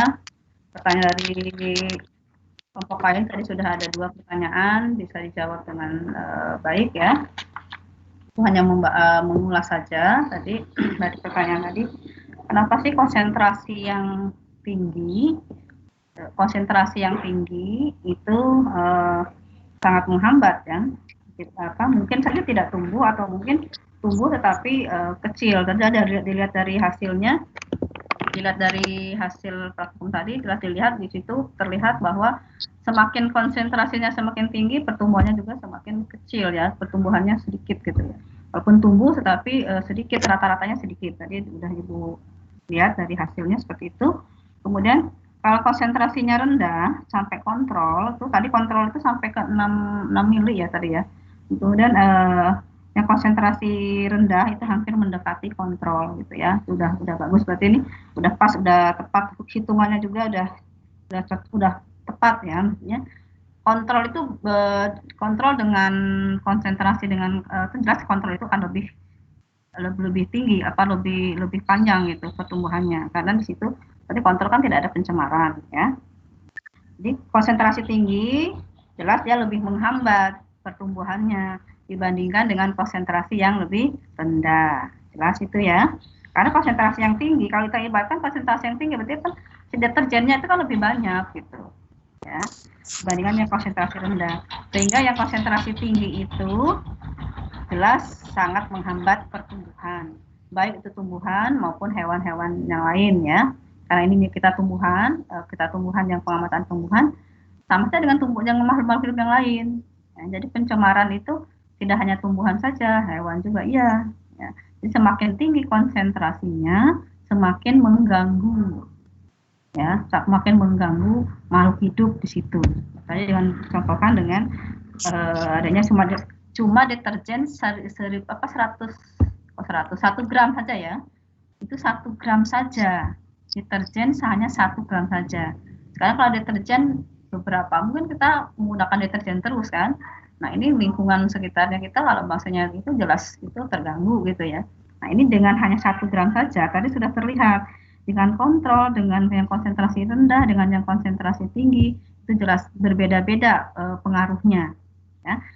Tadi berbeda, semakin tinggi konsentrasinya semakin mengganggu pertumbuhan pada tumbuhan tadi, pada pertambahan. Jadi semakin rendah mengganggu juga atau menghambat juga, tetapi pengaruhnya lebih sedikit atau lebih rendah dibandingkan dengan yang konsentrasi tinggi. Itu pahami ya itu ya. Nah, itu kita digambarkannya di secara umum gitu. Secara ini kan kita melakukan pengamatan hanya sedikit, tetapi dengan diglobalkan, dengan secara luas, berarti seperti itu. Berarti dengan konsentrasi yang lebih tinggi, pencemaran yang tinggi, sangat berpengaruh sekali dengan makhluk hidup di sekitarnya. Nah, konsentrasi rendah itu berpengaruh juga, tetapi konsentrasinya karena konsentrasinya rendah, berarti pengaruhnya juga lebih rendah gitu ya. Tadi sudah ada gambar, udah bagus itu, udah menggunakan tabelnya tadi sudah bagus seperti itu. Boleh ya itu atau manual misalnya, Bu, saya manual tidak bisa seperti itu ya nggak apa-apa, tapi terlihat rata-ratanya itu terlihat. Jadi ininya grafiknya itu kelihatan. Tadi sudah kelihatan perbedaannya dari situ. Yang dibuat grafik tadi adalah rata-ratanya ya, sudah tepat. Kemudian cahaya. Nah, cahaya tadi kenapa sih cahaya berpengaruh? Cahaya kenapa kan ditutup kan kemarin ya, ditutup semua itu kemarin ada 5 itu sebetulnya bukan 5, jadi semuanya ditutup gitu ya, biar sama. Jadi di situ ada 5 gelas yang ditutup, seharusnya itu bukan 5, jadi semuanya. Kalau betul ada 7 itu berarti ditutup semua, itu bukan 5 saja. Ditutup. Nah, ini tadi sudah dijelaskan juga sama kelompok yang presentasi tadi. Jelas kalau ditutup nanti itu lebih cepat pertumbuhannya, kita kan ingin tahu lebih cepat pertumbuhannya, bukan kuatnya ya. Nah, maka ditutup sehingga cahaya matahari tidak masuk ke dalam pengamatan kita ya. Karena sifat cahaya matahari itu adalah menghambat ujung dari tumbuhan itu namanya auksin ya. Nah, ini yang selalu membelah. Nah, yang selalu membelah itu terpengaruh oleh cahaya matahari. Kalau cahaya matahari itu masuk, maka pembelahannya itu terhenti gitu ya. Terhenti sehingga dia karena terhambat pembelahan selnya, sehingga kalau yang terkena cahaya matahari itu akan lebih lambat pertumbuhannya ya. Sehingga kalau kita mau praktikum, mau mengamati pertumbuhan, ini ditutup biasanya. Nah, ini untuk mengetahui pertumbuhannya yang cepat, karena kita lama gitu. Kalau misalnya terbuka itu agak lama, mungkin berapa hari belum sampai berapa mili itu belum ya, karena dengan terhambat oleh cahaya matahari. Nah, sifat cahaya matahari adalah menghambat hormon yang ada di dalam ujung pada tumbuhan tersebut ya. Jadi tumbuh-tumbuhan itu dipengaruhi oleh cahaya matahari. Kalau kita praktikum ada yang tepat yang gelap, di tempat yang terang, itu kan jelas perbedaannya ya. Yang tepat terang kan kecil tapi kuat gitu ya, kemudian ada klorofilnya tumbuh. Tapi yang di tempat yang gelap itu jelas memanjang terus. Itu namanya proses etiolasi ya. Terus memanjang terus, tapi lemah itunya ya, karena tidak cahaya matahari tidak ada ke situ, jadi memanjang terus, cepat memanjang, tetapi tidak kuat ya, dan tidak klorofilnya mungkin ada tapi sedikit. Itu tadi pertanyaan yang berikutnya tadi sudah terjawab juga oleh kelompok 6 ya, sudah tepat juga bahwa cahaya matahari di situ tidak dibutuhkan di sini karena kita pengamatinya mau cepat gitu, mengukurnya gitu, mau cepat praktikumnya sehingga ditutup. Kalau tidak ditutup itu lama. Oke. Ada lagi yang pertanyaan untuk yang praktikum yang ini selain pertanyaan tadi 2 tadi? Mungkin ada hambatan tadi, hambatannya Bu, saya punya anak terus mati, gimana ininya di apa ada yang dimakan sama anak kacang hijau, makan ayam, makan apa, itu ada seperti itu kadang dulu itu ya. Nggak ada hambatan seperti itu ya, nggak ada ya. Tadi cuma aja ketelitiannya ya, ketelitiannya harus lebih cermat. Tadi Ibu lihat kelompok ini sudah bagus, sudah cermat itu. Dari hasil konsentrasinya, jadi sudah lihat dari konsentrasi, semakin tinggi konsentrasinya, jelas pertumbuhannya kan semakin kecil gitu. Ya. Konsentrasinya semakin rendah, berarti jelas pertumbuhannya semakin tinggi gitu. Ya. Lihat dari situ saja. Nanti, jadi yang lain juga nanti yang praktikum dan lain tidak sama dengan kelompok ini, nggak masalah, nggak apa-apa. Misalnya, kelompok saya kok yang konsentrasinya lebih rendah kok malah tinggi, ya nggak apa-apa, nggak masalah, kan berbagai faktor mempengaruhi, mungkin genetiknya, mungkin cahayanya, ya mungkin kelembabannya, sebagainya, jadi nggak masalah, nggak apa-apa. Jadi yang dilaporkan hasil pengamatan saja, hasil praktikum kita, ya. Misalnya, kok ini yang saya kok lebih tinggi, yang konsentrasi yang misalnya 50 dengan 25%, dengan 50 kok lebih tinggi yang 25%, ya nggak masalah, nggak apa-apa, nggak masalah. Ya. Kita laporkan saja yang hasil pengamatan. Ya, itu. Silakan yang mau bertanya tentang praktikum ini atau yang praktikum yang tadi. Sebelum Ibu teruskan, akan menjelaskan yang akan bisa dipraktikumkan. Apakah cukup? Ada yang pertanyaan lagi? Cukup ya? Oke, kalau cukup, sambil ini.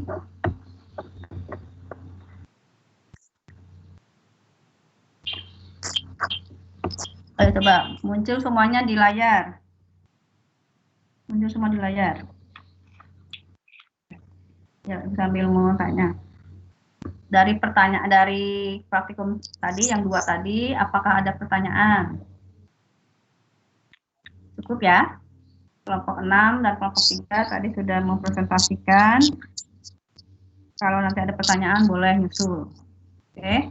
Sekarang Ibu akan bahas yang akan dipraktikumkan minggu ini untuk presentasi minggu depan, nanti depan. Oke. Disiapkan modulnya.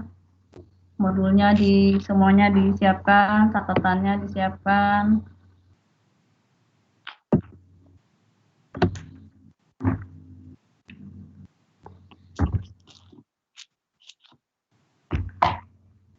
Ini ya udah muncul ya. Sudah muncul semuanya.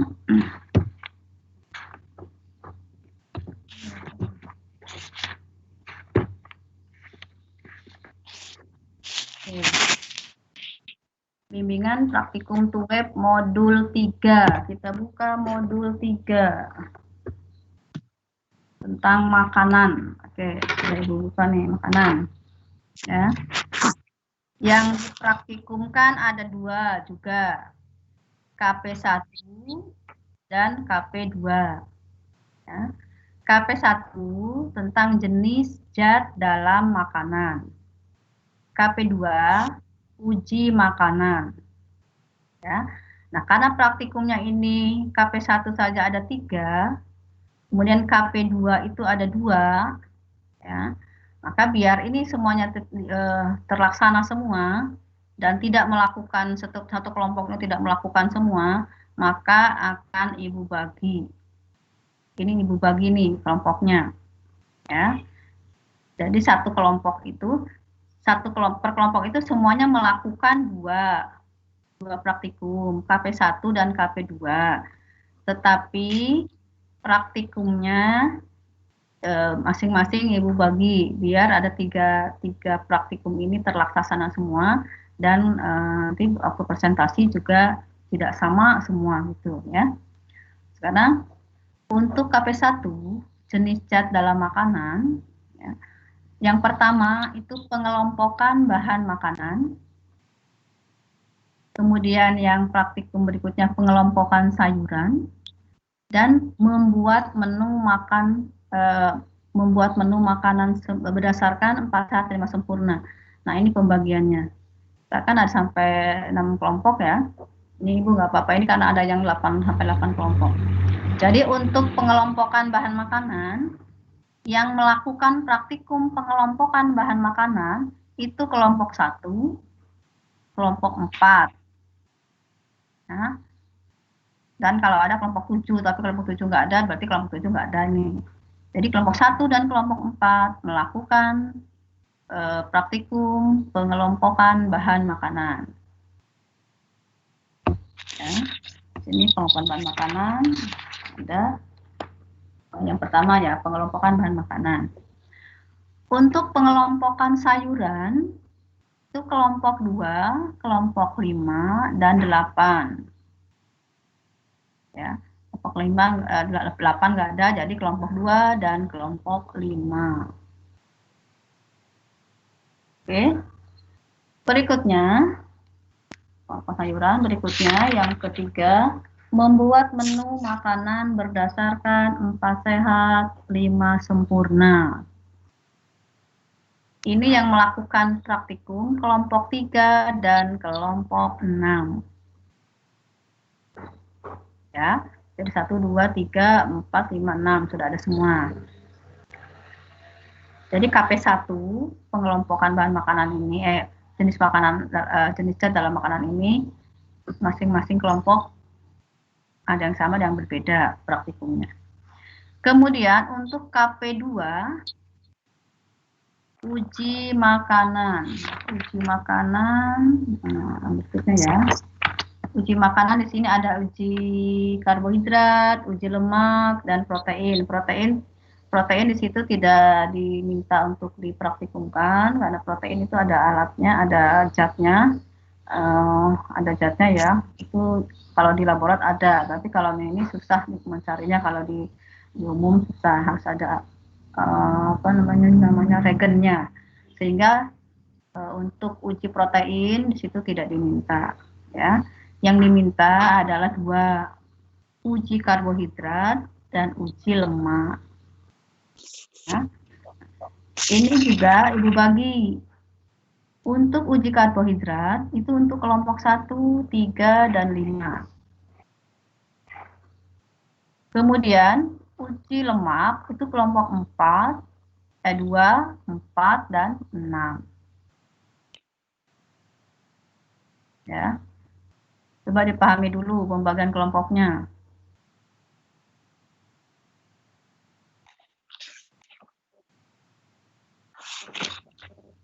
Paham ya? Nah, jadi kelompok 1 contohnya, kelompok 1 ini berarti melakukan praktikumnya mengelompokkan bahan makanan dan uji karbohidrat. Ya. Untuk kelompok 2 berarti dia praktikumnya pengelompokan sayuran dan uji lemak. Tuh ya. Kemudian untuk kelompok 3 berarti membuat menu makan berdasarkan 4 sehat 5 sempurna dan uji karbohidrat. Tuh. Kelompok 4 berarti pengelompokan bahan makanan dan uji lemak. Kelompok 5 pengelompokan sayuran dan uji karbohidrat.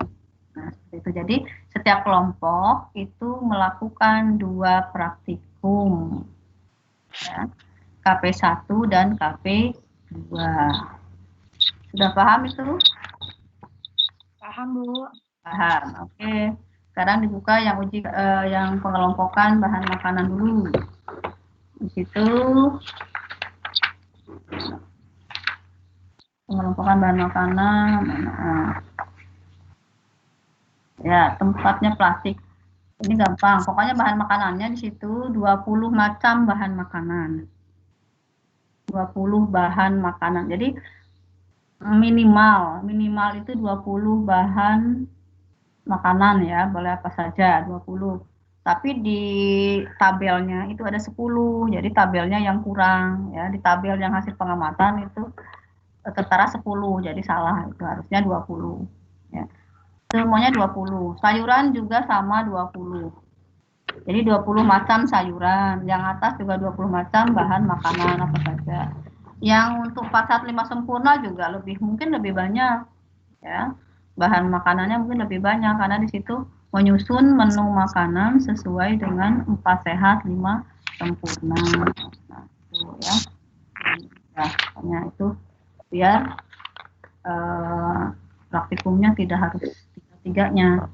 Soalnya ini kalau tidak dibagi, berarti satu kelompok itu bisa banyak praktikumnya. Ya, untuk jenis zat dalam makanan saja 3, uji makanannya 2. Kalau yang tahun lalu itu uji makanannya dilakukan dua-duanya. Satu kelompoknya itu melakukan dua-duanya, ya uji karbohidrat, ya uji lemak. Nah, untuk semester ini Ibu bagi saja biar adil, jadi setiap kelompok uji karbohidrat saja atau uji lemak saja, ya. Untuk pengelompokan jenis zat makanan dalam makanan juga sama, praktikum 1 saja atau praktikum 2 atau praktikum yang 3 saja. Itu ya. Kemudian untuk uji karbohidrat. Ingat, untuk jenis zat dalam makanan itu 20 jenis bahan makanannya 20, minimal, lebih boleh.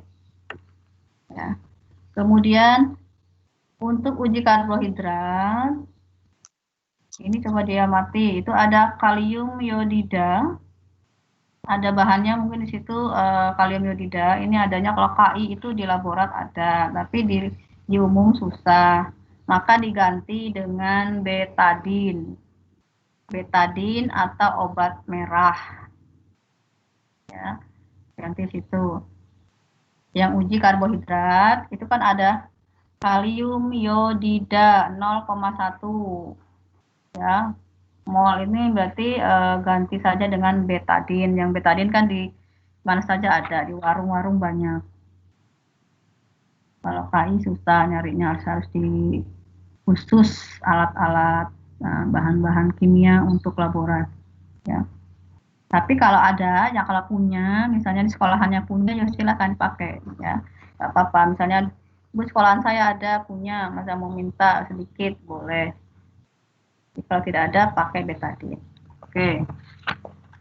Silakan diamati, dipahami, mana yang belum jelas, ditanyakan. Ya. Uji lemak itu udah ada alatnya, udah nggak ada semua. Ya. Tidak ada yang ini, pokoknya ada semua di lingkungan kita, ada semua. Tuh, yang ada semua alat-alatnya ada. Kecuali hijaulim ini, yang lainnya ada semua. Feeding plastik, pipet kalau nggak ada pipet pakai sedotan boleh, sedotan aja, sedotan di tutup, terus di atasnya ditutup gitu ya, tutup langsung itu bisa jadi pipet. Silakan, ini nggak ada yang ini, mudah semua, bahannya mudah. Kemudian uji lemak juga mudah, nggak ada yang khusus Anda koreng misalnya. Ya, silakan kalau mau bertanya. Saya, Bu. Oke, silakan. Itu tadi pipetnya kalau diganti pipet bekas serum boleh. Boleh. Pas serum kan yang kalau yang ini yang ibu-ibu kan biasanya punya serum gitu ya. Nah, itu bagus. Ambil, ditetesin boleh. Nah, ya. Kalau misalnya kalau pakai kalau betadin dalam bentuk ini juga masih dalam botol juga bisa langsung boleh. Mau pakai pipet itu juga boleh. Mau tetesin gitu boleh ya. Atau kalau misalnya nggak punya seperti itu pakai apa namanya itu bekas sedotan lah, sedotan pas minum celupin terus ditutup atasnya, terus ditempelin juga boleh. Tapi satu tetesnya jelas ya. Boleh bekas serum boleh, tapi cuci dulu ya, bersihkan dulu baru nanti pakai. Ya silakan yang mau bertanya.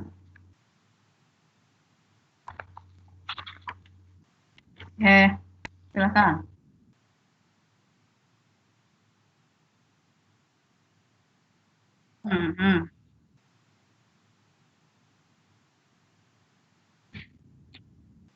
Yang tulis. Ya dua-duanya tulis.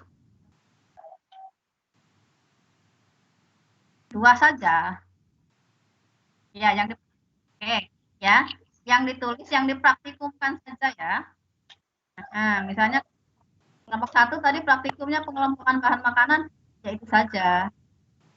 Yang kelompok 2 tadi pengelompokan sayuran, nggak usah tulis yang lain, nggak usah, itu aja. Nah, jadi dalam satu kelas ini ada yang melakukan pengembangan makanan, ada yang pengelompokan sayuran, ada yang membuat menu makanan berdasarkan pasal yang sebenarnya terlakukan semua, tetapi kita melakukannya hanya satu gitu ya. Ya yang kita laporkan, yang kita praktikum saja, yang nggak usah yang dipraktikumkan yang lain nggak usah. Oke, paham ya?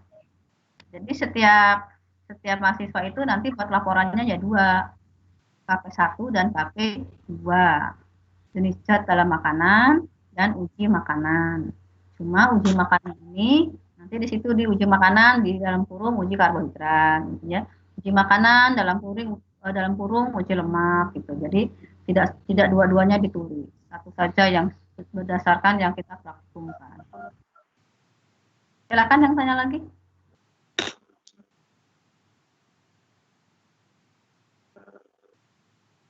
Silakan yang mau bertanya.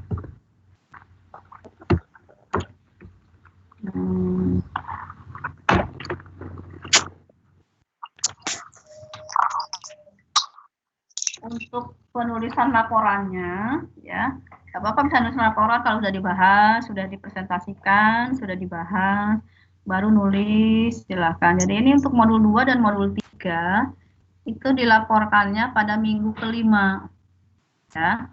Jadi tadi udah ada yang ngirim juga sih modul kedua itu ya, nggak apa-apa. Tapi yang pokoknya yang minggu ini yang sudah masuk ke Ibu itu modul 1 sudah masuk, ya.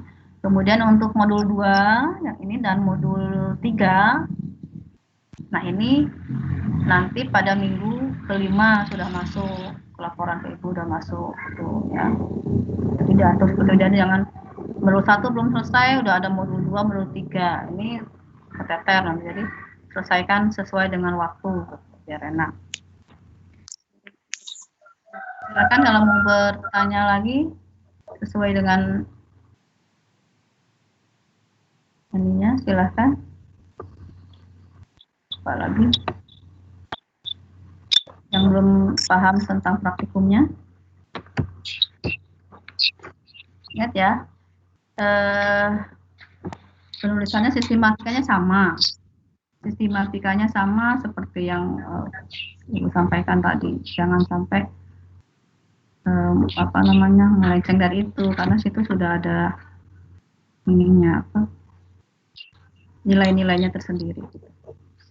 Silakan yang tanya lagi. Boleh tanya yang mana saja? Kalau ini lagi boleh yang mana yang mau tanyakan? Ya. Yang tadi sudah dibahas sama kelompok ini, dibahas juga. Ingat sistematika laporan seperti ini, jangan bolak-balik juga susah nanti yang ngoreksi. Yang ngoreksi juga bukan hanya Ibu, yang ngoreksi juga dari yang lain ya, mungkin dari Bandar Lampung, kemudian dari mana. Nah ini yang ngoreksi keduanya siapa nggak tahu, tapi tetap seperti ini sunannya, jangan dibolak-balik ya.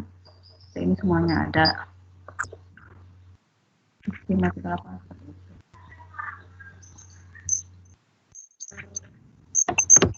Silakan yang mau bertanya.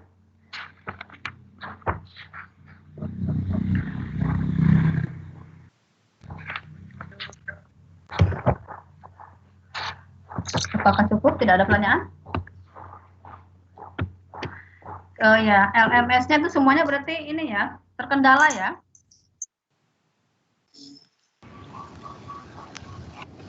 Oke. Halo? LMS-nya pada nggak bisa masuk LMS atau gimana? Iya, Bu, nggak bisa. Susah ya? Yang lain sudah, Bu. Ada yang sudah ya? Yang lain, yang tutor yang lain sudah bisa. Sudah bisa, berarti kita nih maksudnya di prakteknya. Kalau yang lain bisa ya, cuma ini praktek aja yang nggak bisa berarti ya. Kenapa nih? Ya, ini dari dulu emang yang praktek itu nanti ada juga yang praktek khusus praktek itu ada, tapi di situ untuk yang terakhir LMS yang dulu untuk praktikum ini nggak bisa masuk. Ibu juga susah mau masuk ke situ, kadang masuk ada nggak bisa masuk. Ada beberapa berarti yang praktek aja yang terkendala. Ibu cari tutor yang lain yang praktek juga terkendala juga. Makanya ini sementara pakai Ibu. Tapi tetap nanti kalau udah bisa, tetap dikirim ke sana karena nanti di sana harus terisi juga gitu. Nah, misalnya ada pemeriksaan dari pusat berarti sudah terisi gitu ya dari sana. Jadi kalau masih ada kendala nanti coba lagi ya. Jadi coba lagi dikirim lagi bisa nggak? Coba lagi kirim lagi bisa nggak? Ibu buka aja ini belum keluar, belum bisa. Karena bisa nggak bisa lagi lah, susah juga kendala itu. Jadi sementara nggak apa-apa dikirim ke WA Ibu. Ini Ibu mau nyusun nanti masuk ke daftar kelasnya dulu. Yang laporan-laporan ini belum masukkan. Cukup? Tidak ada yang bertanya? Cukup ya. Kalau tidak ada pertanyaan, nyusul nggak apa-apa, boleh tanya ke Ibu, ke teman yang lain juga yang sudah bisa, misalnya boleh tanyakan temannya sesama kelompok. Kemudian ke kelompok lain juga nggak apa-apa, bekerja sama misalnya nanya, kok saya gini sih, ya nggak apa-apa, komunikasi seperti nggak apa-apa. Dan ingat, hasilnya belum tentu sama antara satu kelompok dan kelompok lain, itu tidak masalah. Yang dilaporkan itu adalah hasil praktikum sendiri. Oke, silahkan tampil di layarnya, akan Ibu screenshot terakhir. Yang betul akan Ibu screenshot untuk yang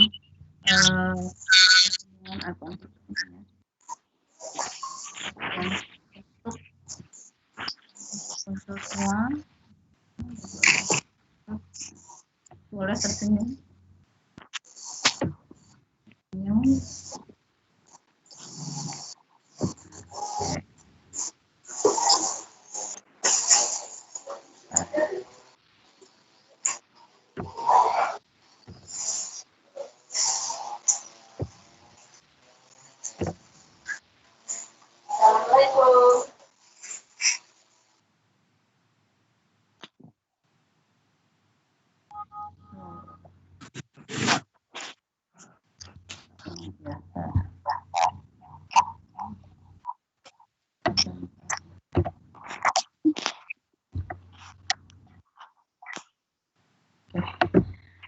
Sudah Ibu screenshot, sudah selesai pembahasan hari ini.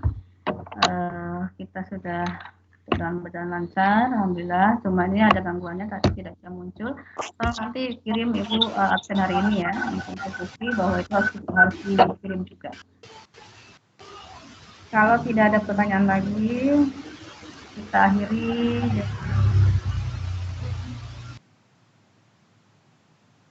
Alhamdulillahirabbil alamin. Dan terima. Akhiri. Wassalamualaikum warahmatullahi wabarakatuh. Waalaikumsalam warahmatullahi wabarakatuh. Silakan lanjutkan ke kelas materi berikutnya.